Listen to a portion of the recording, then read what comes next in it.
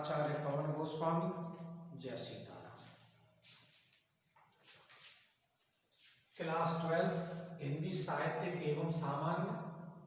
कैकेयी का अवतार जिसे साकेत महाकाव्य से लिया गया है, जिसके रचयिता मैथिली शरण गुप्त जी हैं। प्यारे बच्चों, अब तक मैं कैकेयी का अनुताप नामक शीर्षक के अंतर्गत 2 भाग करा चुका हूं। आज भाग 3 के अंतर्गत आने वाली व्याख्याओं को मैं कराऊंगा। प्यारे बच्चों, चैप्टर पढ़ाने से पूर्व मैं आपसे एक बार और कहना चाहूँगा कि जिन बच्चों ने अभी तक हमारे चैनल को सब्सक्राइब नहीं किया है तो सब्सक्राइब कर लें, जिससे कि आपको आने वाली वीडियोज़ की नोटिफिकेशन प्राप्त हो सके। लाइक भी अवश्य करें और शेयर भी अवश्य करें। प्यारे बच्चों, जब सभा के मध्य में भगवान प्रभु श्री रामचंद्र जी ने ये कहा कि उसके आशे की थाह मिलेगी किसको, जनकर जननी ही जान न पाई जिसको। जब भगवान प्रभु श्री रामचंद्र जी ने ये बात कही कि उस भरत की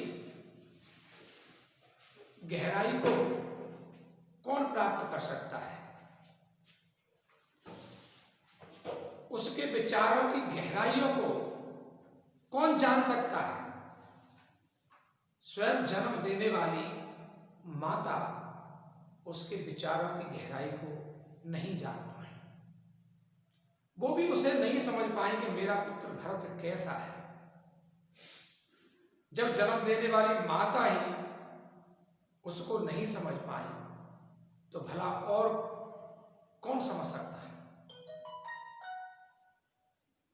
तो उसके प्रत्युत्तर जब भगवान प्रभु श्री रामचंद्र जी ने यह बात कही तो उसके प्रत्युत्तर में माता कैकेयी कहने लगी। ये जो प्रारंभ होगा बस यहीं से होगा कि भगवान प्रभु श्री रामचंद्र जी के प्रत्युत्तर में माता कैकेयी क्या कहती है।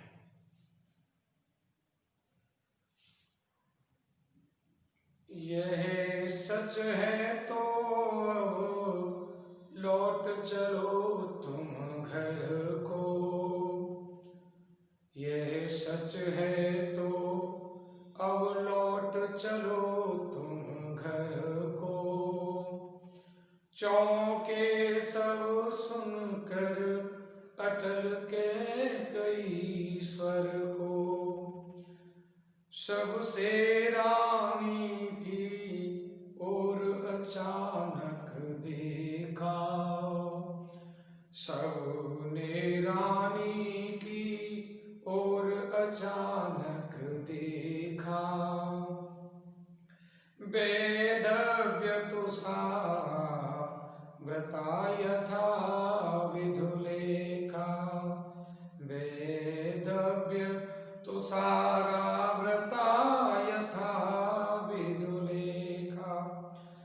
बैठी थी अचल तथापि असंख्य तरंगा, वह सिंही अब भी गौमुखी गंगा, वह सिंही अब थी गौमुखी गंगा। हाँ जनकर भी मैंने न भरत को जाना, हाँ जनकर भी मैंने न भरत को जाना। सुन सब सुन ले तुमने स्वयं अभी यह माना, सब सुन ले तुमने स्वयं अभी यह माना। यह सच है तो फिर, यह सच है तो फिर लौट चलो घर भैया।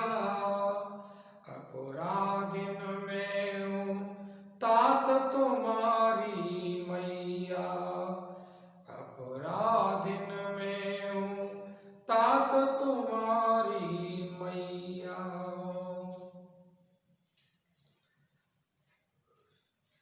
बच्चों, अब हम इस पद्यांश का संदर्भ देखते हैं कि संदर्भ किस प्रकार से बनेगा। वैसे मैं आपको संदर्भ भाग 1 और भाग 2 के अंतर्गत भी बता चुका हूं, और जो भाग 1 के और 2 के अंतर्गत जो संदर्भ है वही इसका भी संदर्भ होगा। पर लेकिन एक बात और मैं बता देता हूं, प्रस्तुत पद्यांश हमारी पाठ्य पुस्तक हिंदी काव्य संकलन में संकलित साकेत महाकाव्य के कैकेयी का अनुताप नामक शीर्षक से उद्धृत है, जिसके रचयिता राष्ट्र कवि मैथिलीशरण गुप्त है। अब हम प्रसंग की ओर चलते हैं। जब भगवान प्रभु श्री रामचंद्र जी ने ये बात कही कि उसके आशय की था मिलेगी किसको, जनकर जननी ही जान न पाई जिसको। जब भगवान प्रभु श्री रामचंद्र जी ने ये बात कही कि जिस भरत को जन्म देने वाली माता भी न समझ सकी, तो भला इस संसार में ऐसा कौन होगा जो उसे समझ सकता था। तो उसके प्रत्युत्तर में इस बात को सुनकर के माता कैकेयी कहने लगी। क्या कहती हैं? यह सच है तो अब लौट चलो तुम घर को, चौके सब सुनकर अटल कैकेयी स्वर। माता कैकेयी भगवान प्रभु श्री रामचंद्र जी को संबोधित करते हुए कहती हैं कि हे राम, आप कह रहे हैं कि मैंने भरत को जन्म दिया, लेकिन मैं अपने पुत्र भरत को स्वयं भी समझ नहीं सकी, उसे पहचान नहीं सकी कि मेरा पुत्र भरत मेरा साथ देगा कि नहीं। यदि यह बात सत्य है तो अब आप अपने घर को लौट चलिए। यह सच है तो अब लौट चलो तुम घर को। यदि यह बात सत्य है जो अभी अभी आपने कहा था कि मैं उसे पहचान नहीं सकी, यदि यह बात सत्य है, यह सच है तो अब लौट चलो तुम घर को। यदि यह बात सत्य है तो अब आप अपने घर अयोध्या को लौट चलिए। चौके सब सुनकर अटल कैकेयी स्वर को। इस प्रकार के दृढ़, अटल, अटल माने स्थिर या दृढ़, इस प्रकार के माता कैकेयी के दृढ़ वचनों को सुनकर के समस्त सभा में उपस्थित समस्त जन आश्चर्यचकित हो गए, चौंक गए। चौके सब सुनकर अटल कैकेयी स्वर को। इस प्रकार के दृढ़ वचनों को सुनकर के, माता कैकेयी के दृढ़ वचनों को सुनकर के सभा के मध्य में समस्त जन आश्चर्यचकित हो गए, चौंक गए। सबने रानी की ओर अचानक देखा, वैधव्य तुषारा व्रता यथाविध लेखा। सभा के मध्य में जितने भी लोग उपस्थित थे, सभी लोग रानी की ओर अचानक देखने लगे। सबने रानी की ओर अचानक देखा। जब माता कैकेयी ने इस प्रकार के दृढ़ वचन कहे कि हे राम, अब तुम घर को लौट चलिए, तो सभा के मध्य में जितने भी जन थे, जितने भी लोग थे, सबने रानी की ओर अचानक देखा। वो माता कैकेयी को यानी अचानक से देखने लगे।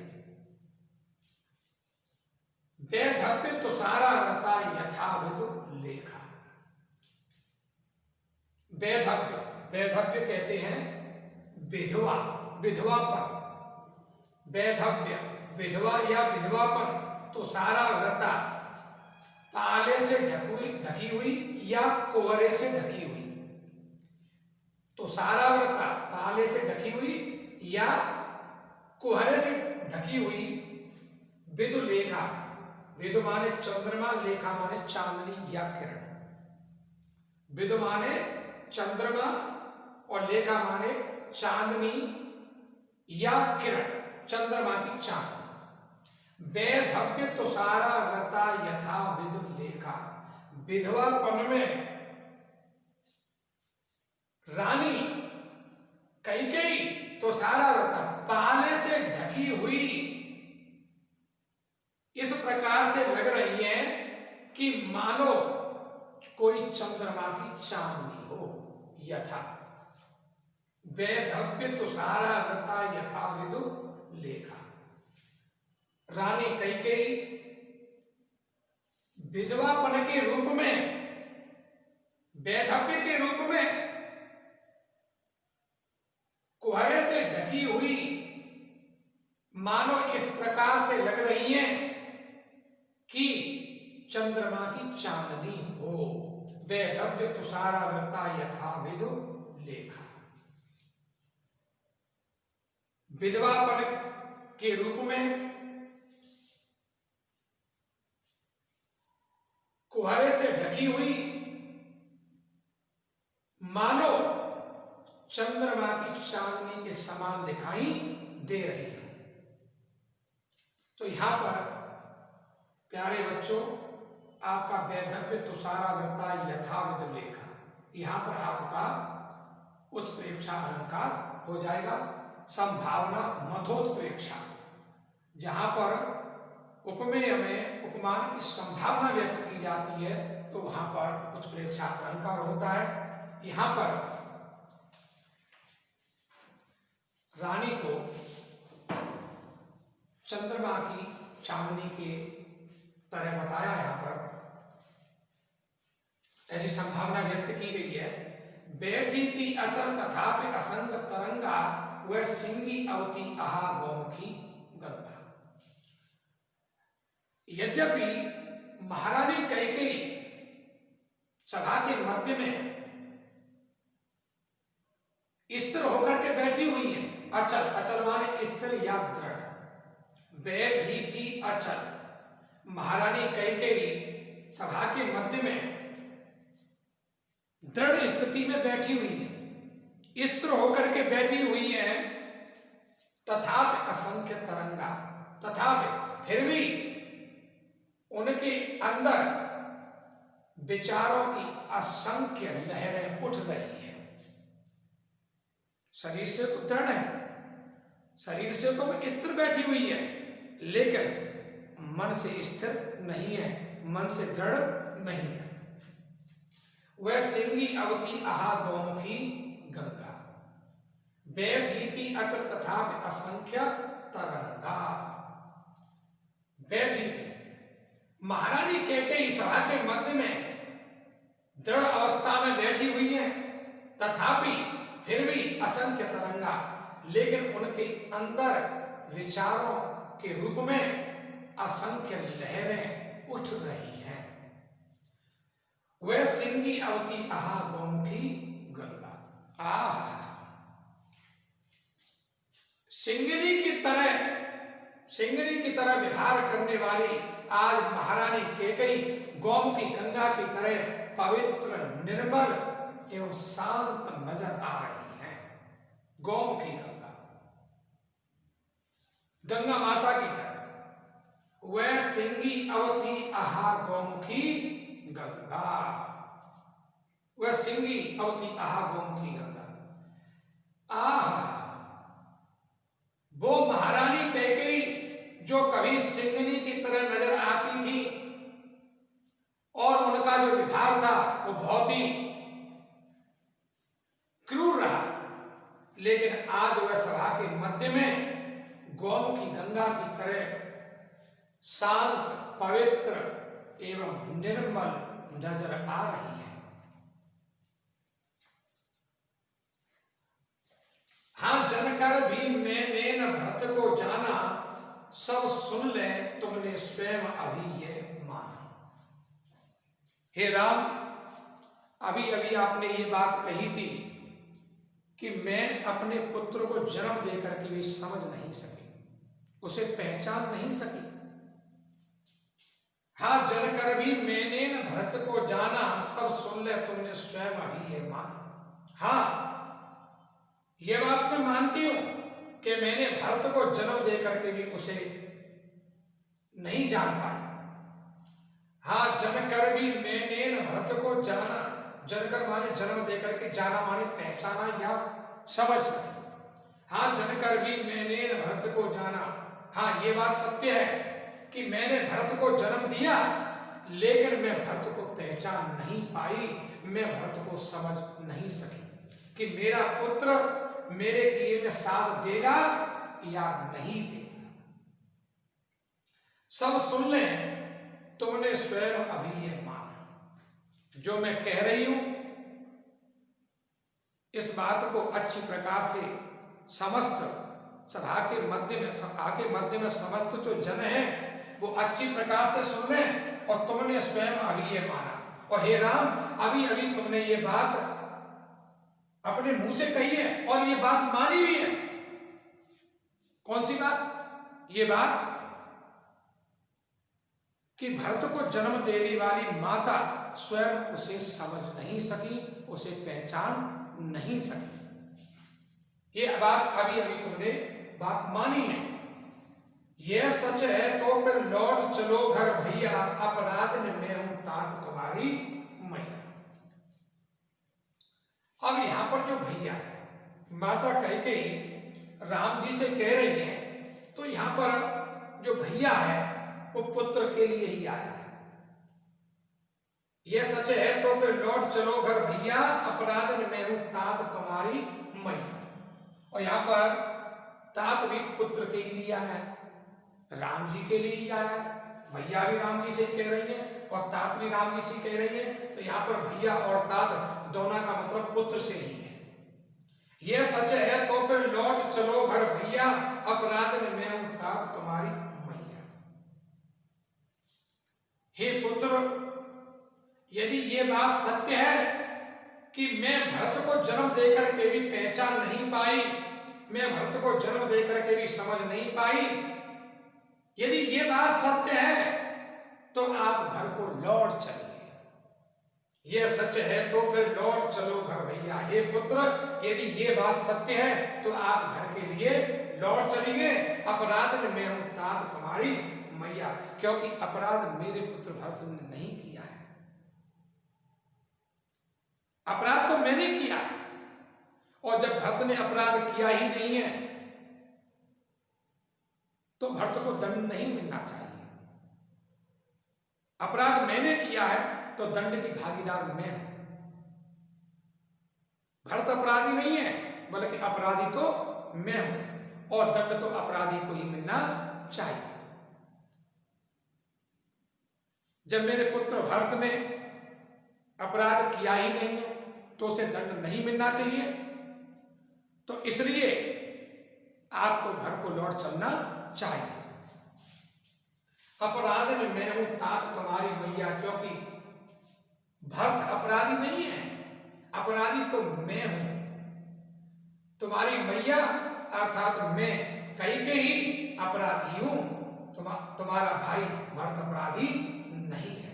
इसलिए मेरे लिए नहीं तो आप भरत के लिए घर को लौट चलिए। प्यारे बच्चों,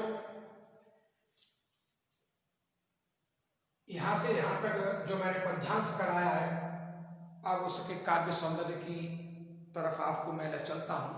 काव्य सौंदर्य को तो मैं पहले भी बता चुका हूं कि मात्र अलंकारों में फेरबदल होता रहता है, लेकिन जो चैप्टर है सारे के सारे चैप्टर का काव्य सौंदर्य तो लगभग वही की वही रहता है।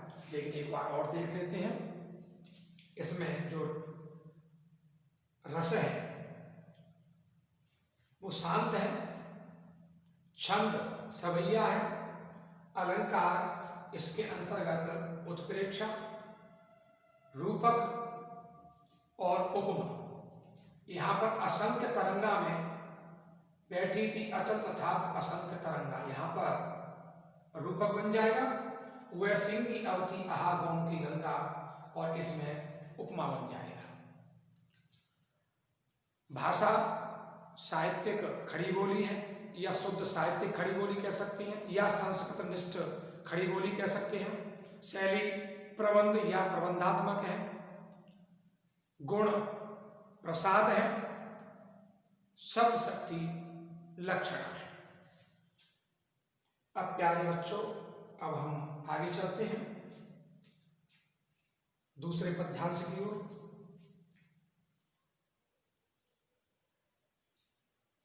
दुर्बलता का ही चिन्ह विशेष शपथ है, पर अबला जन के लिए कौन सा पथ है।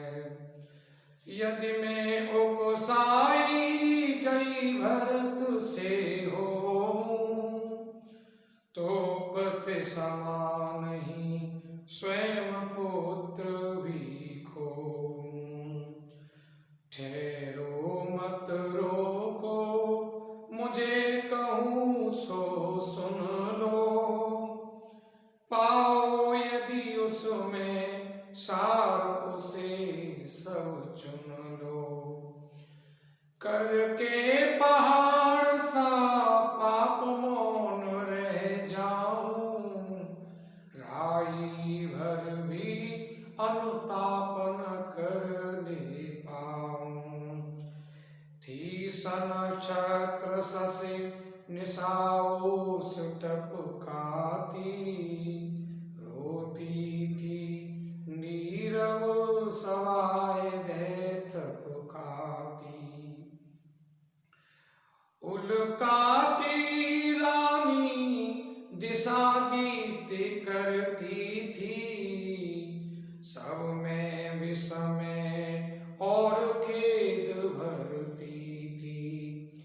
क्या कर सकती थी मरी मंथरा दासी,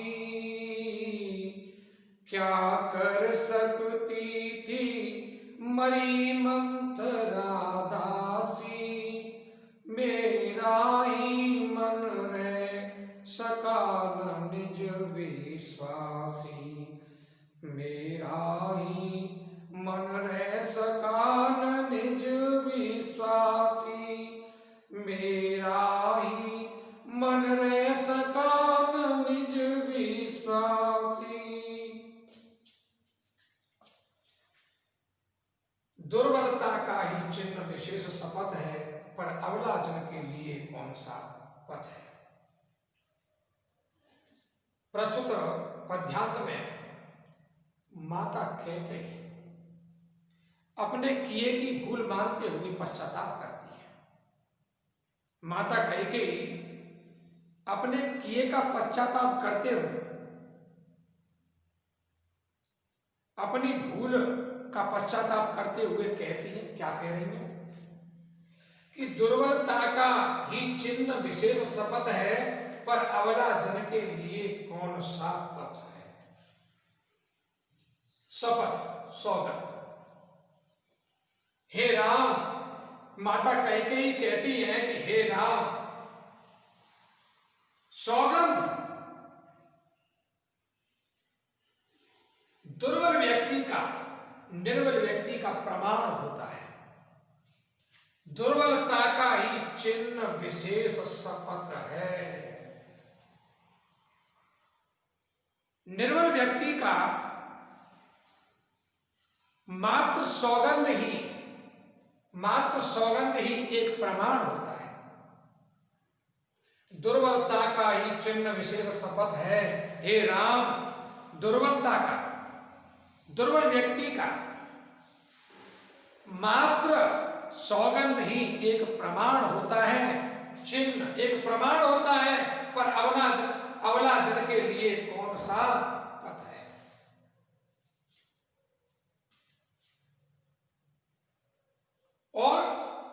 और जो शपथ है वो दुर्बल व्यक्ति का ही एक प्रमाण होता है,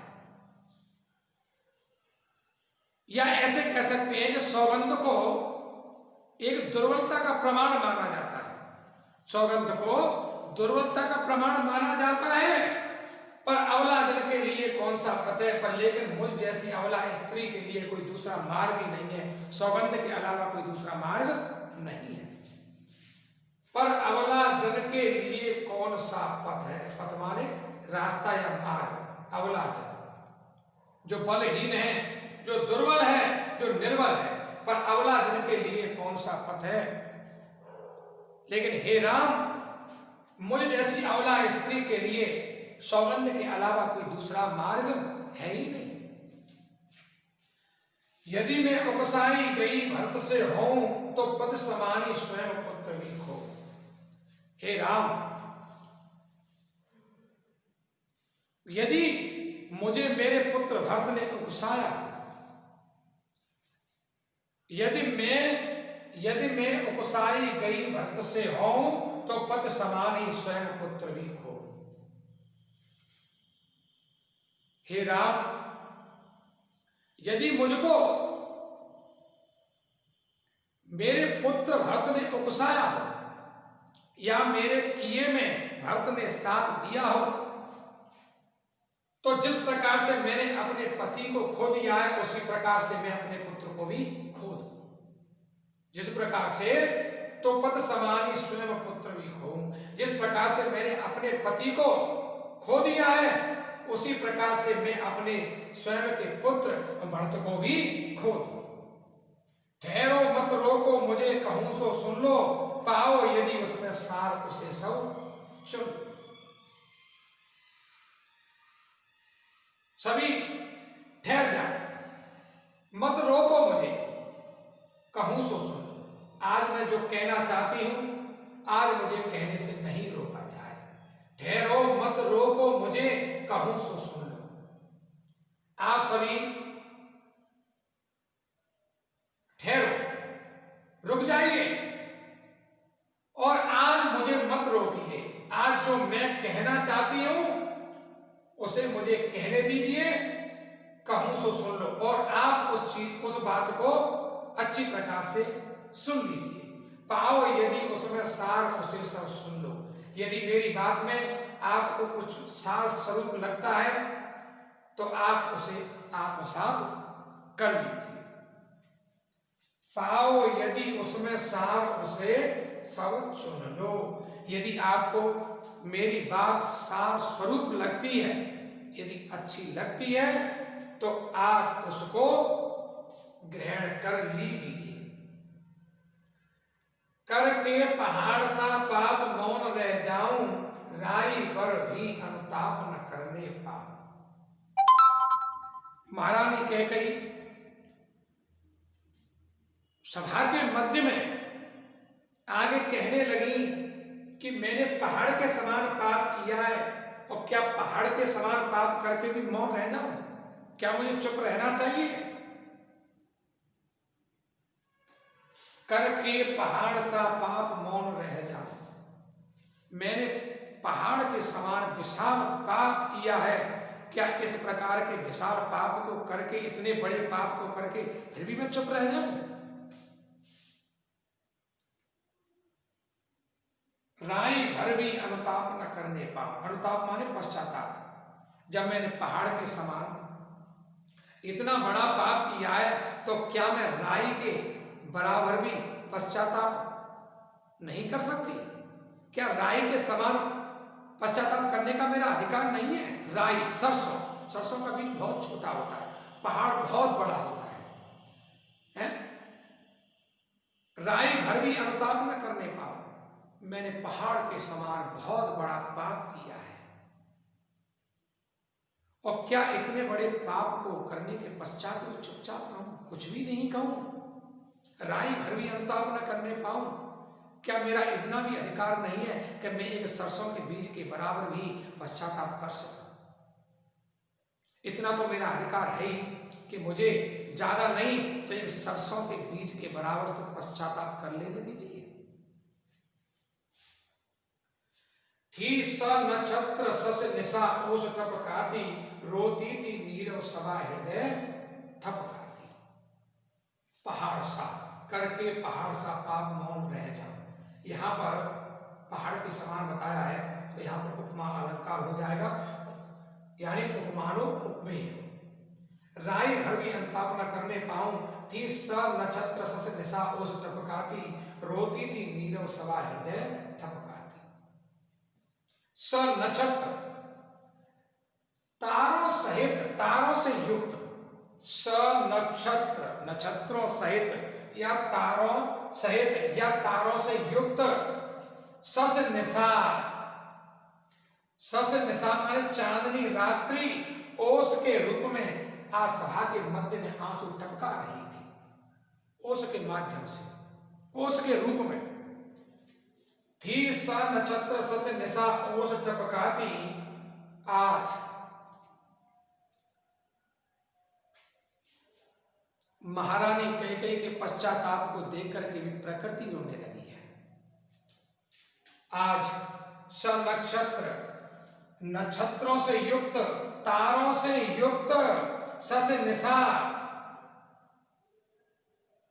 चांदनी रात्रि, ओस के रूप में आंसू टपका रही है, आंसू बहा रही है। रोती थी नीरव सभा हृदय थपकाती। और सभा के मध्य में समस्त जन मौन होकर के हृदय थपकाती और हृदय को पीट पीट करके यानी रो रही है। रोती थी नीरव सभा हृदय थपकाती। आज मौन होकर, नीरव माने वे शांत बोलते हैं, पर लेकिन यहां पर मौन है। नीरव सभा हृदय थपकाती रोती थी। आज यानी मौन सभा के मध्य में आज जितने भी व्यक्ति हैं वो यानी मौन होकर के सभा के मध्य में हृदय को पीटते हुए रो रहे हैं। या ऐसे कह सकते हैं कि आज मौन सभा हृदय को थपथपाते हुए, पीटते हुए रो रही है। उल्कासी रानी दिशा दीप्त करती थी, सब में भय विस्मय और खेद भरती थी। उल्का पिंड के समान आज महारानी कैकेयी अपने विचारों से दिशाओं को प्रकाशित कर रही थी। दिशा दीप्त यानी दिशाओं को प्रकाशित करना। उल्कासी रानी दिशा दीप्त करती थी। उल्का पिंड के समान आज महारानी कैकेयी दिशाओं को प्रकाशित कर रही है। उल्का पिंड के समान महारानी कैकेयी आज अपने विचारों से दिशाओं को प्रकाशित कर रही है। उल्कासी यहाँ पर भी उपमान अलंकार है और दिशा दीप्ति में यहाँ पर अनुप्रास अलंकार है। अनुप्रास शब्द साम्यम वैषम्यक स्वर से दर्भ की आवृत्ति है, अतः यहाँ पर अनुप्रास अलंकार है। सब में भय विस्मय और खेद भरती थी। आज महारानी कैकेयी सभा के मध्य में सब में भय, आश्चर्य और खेद के भाव एक साथ प्रकट कर रही है। सब में भय विस्मय और खेद भरती थी। आज महारानी कैकेयी सभा के मध्य में समस्त लोगों में भय, आश्चर्य और दुख के भाव एक साथ प्रकट कर रही है।